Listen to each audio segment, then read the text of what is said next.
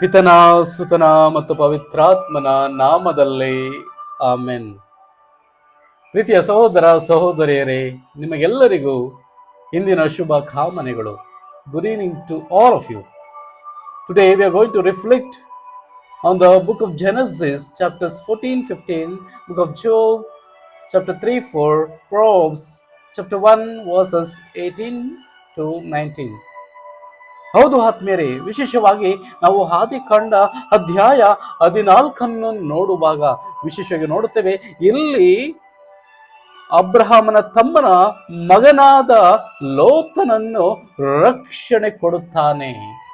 ರಕ್ಷಣೆ ಅಂದರೆ ಅವನನ್ನು ಅನೇಕ ರಾಜ್ಯರುಗಳು, ಅಂದರೆ ಸೊದೋಮ್ ಗೋಮರ ಮತ್ತು ಅವರೊಂದಿಗೆ ಇನ್ನು 3 ರಾಜ್ಯಗಳನ್ನು ಆವರಿಸಿಕೊಂಡಿದ್ದರು.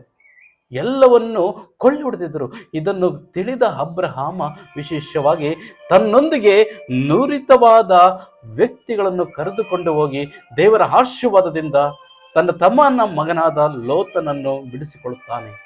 ಹೌದು, ಇದು ಒಂದು ನಮ್ಮ ಸರ್ವೇಶ್ವರ ಸ್ವಾಮಿಯ ಮಧ್ಯ ಪ್ರವೇಶಿಸುವಂತೆ ಮತ್ತು ಅವರ ಅಭಯ ಹಸ್ತದಿಂದ ಅವರ ಹಸ್ತಕ್ಷೇಪದಿಂದ ಅಲ್ಲಿ ವಿಜಯ ಪತಾಕೆಯನ್ನು ಈ ಅಬ್ರಹಾಮ ಹಾರಿಸ್ತಾನೆ. ಅದರಿಂದ ಬಂದಂತ ಎಲ್ಲಾ ಒಂದು ಹಣವನ್ನು, ಸ್ವತ್ತನ್ನು ಅದನ್ನು ಮೆಲ್ಕಿಸದೇಕ ರಾಜನಿಗೆ ಕೊಡುತ್ತಾನೆ. 10ನೇ ಒಂದು ಭಾಗವನ್ನು. ಹೌದು, ಯಾವುದನ್ನು ಅವನು ಇಟ್ಟುಕೊಳ್ಳುವುದಿಲ್ಲ. ಹೌದು ಪ್ರಿಯರೇ, ಏಕೆಂದರೆ ಅಷ್ಟು ವಿಶ್ವಾಸ ಅರ್ಹ ಮತ್ತು ಪ್ರಾಮಾಣಿಕ ವ್ಯಕ್ತಿ ಅಬ್ರಹಾಮ ಆಗಿದ್ದ.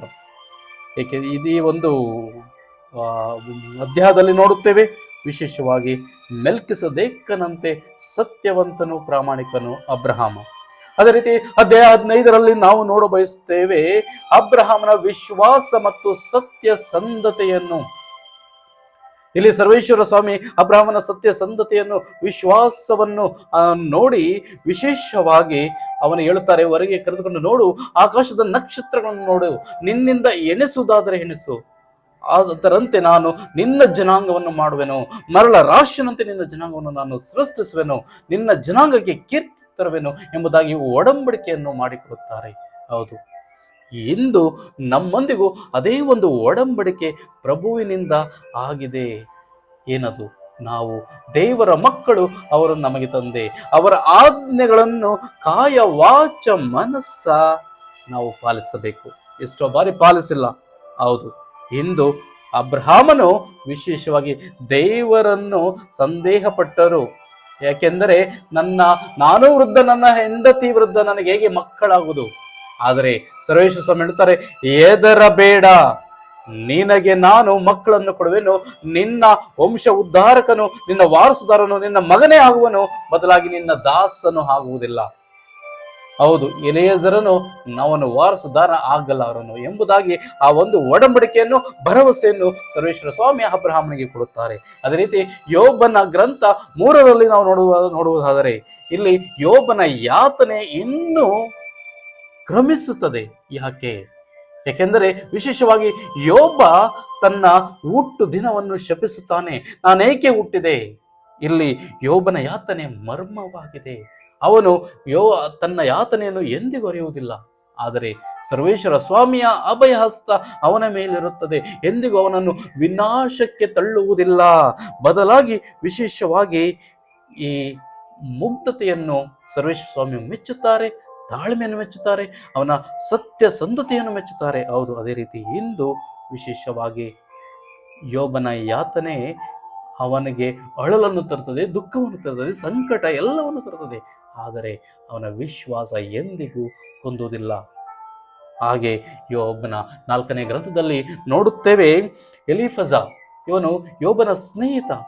ಇವನ ಬಳಿಗೆ ಬಂದು ಯೋಬನಿಗೆ ಹೇಳುತ್ತಾನೆ, ನೋಡು, ನೀನು ಏನೋ ಗೋಪ್ಯವಾಗಿ ತಪ್ಪನ್ನು ಮಾಡಿದ್ದಿ, ಇದಕ್ಕಾಗಿ ದೇವರ ಶಿಕ್ಷೆ ನಿನ್ನ ಮೇಲಿದೆ. ದೇವರು ನಿರಂತರವಾಗಿ ನಿನ್ನನ್ನು ದಂಡಿಸುತ್ತಿದ್ದಾರೆ, ಶಿಕ್ಷಿಸುತ್ತಿದ್ದಾರೆ. ಅದಕ್ಕಾಗಿ ಪಾಪ ಕ್ಷಮೆಯನ್ನು ಕೇಳು. ಆದರೆ ಯೋಬನು ಮಾತ್ರ ಎಂದಿಗೂ ಅವನು ಮೌನವಾಗಿ ಶಿಕ್ಷೆಯನ್ನು ಅನುಭವಿಸುತ್ತಾ, ಯಾತನೆಯನ್ನು, ನೋವನ್ನು, ಕಷ್ಟ ಸಂಕಟಗಳನ್ನು ಅನುಭವಿಸುತ್ತಾ ದೇವರಲ್ಲಿ ಭಾಗಿಯಾಗುತ್ತಾನೆ. ಹೌದು ಪ್ರಿಯರೇ, ಇಂದು ವಿಶೇಷವಾಗಿ ನಮಗೂ ಅಷ್ಟೇ ಅನೇಕ ಇದು ಒಂದು ಅವನ ಸ್ನೇಹಿತನ ಆ ಮಾತು ಸತ್ಯವೆನಿಸಿದರೂ ಅದು ಸತ್ಯಕ್ಕೆ ದೂರವಾದುದು. ನೈಜತೆ ಇದ್ದಿರಬಹುದು, ಆದರೆ ಸತ್ಯವಲ್ಲ ಅದು.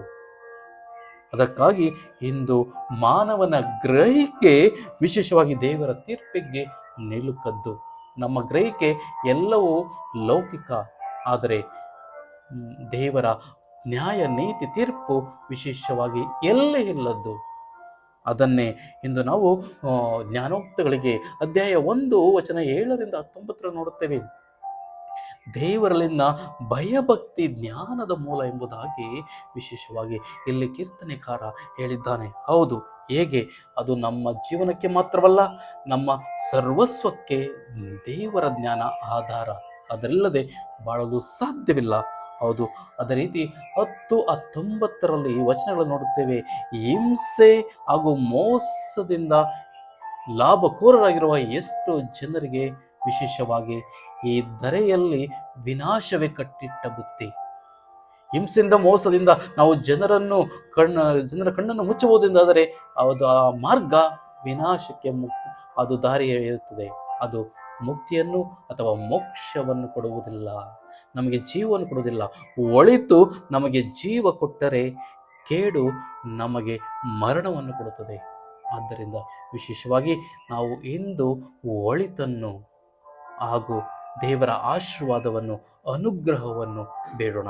ಏಕೆಂದರೆ ವಿಶೇಷವಾಗಿ ಇಲ್ಲಿ ಎಷ್ಟರ ಮಟ್ಟಿಗೆ ನಾವು ವಿಶ್ವಾಸದಲ್ಲಿ ಇದ್ದೇವೆ ಅಷ್ಟರ ಮಟ್ಟಿಗೆ ನಾವು ಯಾತನೆಯನ್ನು ಅನುಭವಿಸ್ತೇವೆ ಈ ಭೂಲೋಕದಲ್ಲಿ.